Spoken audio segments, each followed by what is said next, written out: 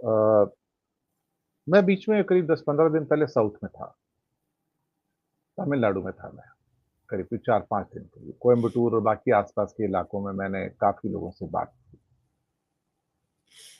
हालाँकि हम बिल्कुल धूर लक्षण चले गए दक्षिण में चले गए हैं। तमिलनाडु वो एरिया है जिसको मोदी जी 5 साल से साधने की कोशिश में हैं, बल्कि 10 साल से साधने की कोशिश में हैं।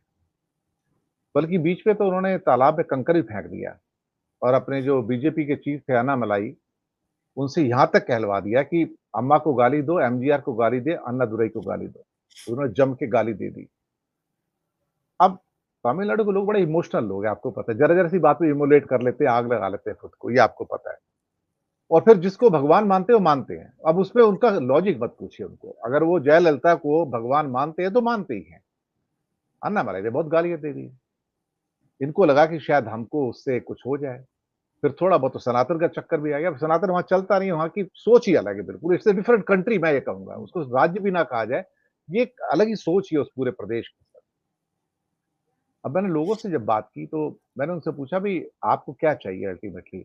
Why BJP doesn't succeed? बोलता they all the time talk Hindu Muslim. We don't believe in that. अब ये बात बड़ी प्रोमिनेंट है वहाँ पर। एक छोटी-मोटी 2-3 कॉन्स्टिट्यूएंसी छोड़ दी जाए कोयंबटूर की या कन्याकुमारी बिल्कुल धुर साउथ पे उससे थोड़ा-सा ऊपर तिरुनेलवेली या रामनाथपुरम छोड़ दो जिसमें रामेश्वरम भी है। बाकी कहीं भी बीजेपी ऑलमोस्ट शून्य है। उसका जो पिछली बार वोट बैंक था 3.6% था सर टोटल मिला के। अब मोदी जी को महसूस हुआ अब गए पिछले हफ्ते कि भई ये तो गलती कर बैठे हैं। कंकर तो मार दिया, अब तो लफड़ा हो गया। अब फिर से अपना वापस से बातचीत कर रहे हैं एडीएमके से। लेकिन एडीएमके चाहती है कि हो जाए, लेकिन उसका कैडर इतने गुस्से में है बीजेपी से कि पूछिए मत। और बीजेपी ने कुछ सभाएँ कर दी, सभाएँ करके पीछे पता है बोर्ड किसके लगाए पोस्टर?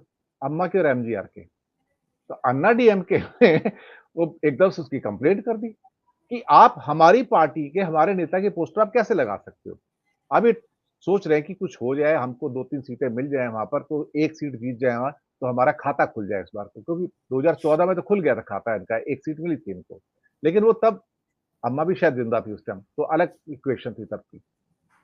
तो ये इन्होंने बात वहाँ पर बिगाड़ ली अपनी और तमिलनाडु के अंदर वो बात इनकी बन नहीं पाई देखा जाए तो।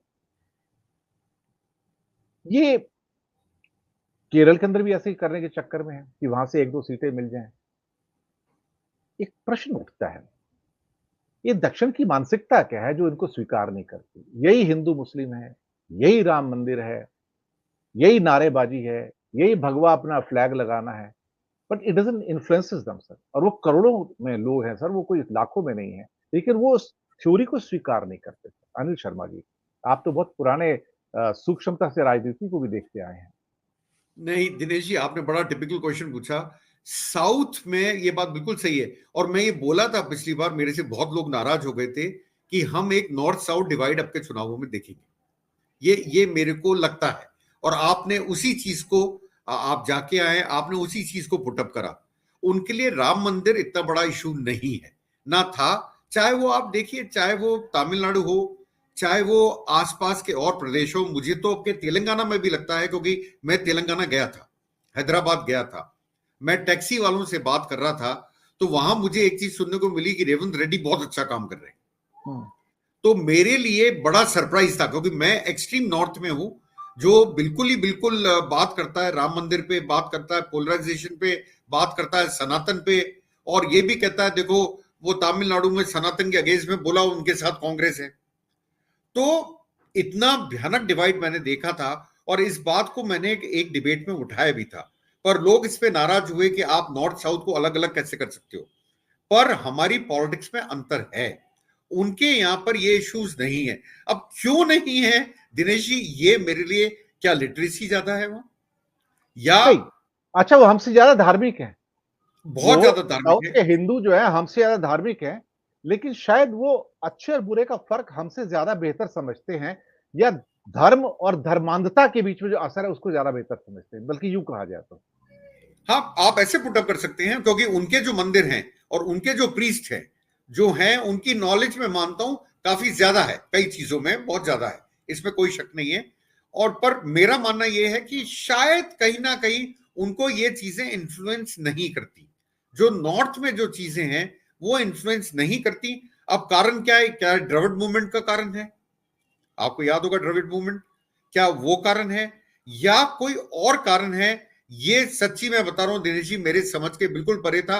जबकि हैदराबाद ऐसी सिटी है, आप जानते हैं, जहां मुस्लिम पॉपुलेशन ज्यादा है थोड़ी, और वो टच भी मतलब कुछ कुछ एरियाज तो तेलंगाना के टच करते हैं हमें, मतलब नॉर्थ को। उसके बाद में भी वहां लोगों को इंटरेस्ट नहीं था इन बातों में।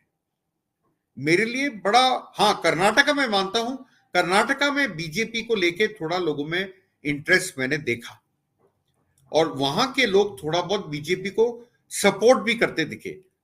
हैदराबाद में लोगों ने मेरे को रेवंत रेड्डी की जो तारीफ करी, कहीं ऐसा नहीं हो जैसे अशोक गहलोत की बहुत तारीफ हो रही थी और वोट नहीं मिले, पर मेरे को जो वहां फीडबैक मैं पर्सनल लेवल पे लिया था वो ये था कि लोगों को कांग्रेस में वहां पूरा का पूरा इंटरेस्ट था।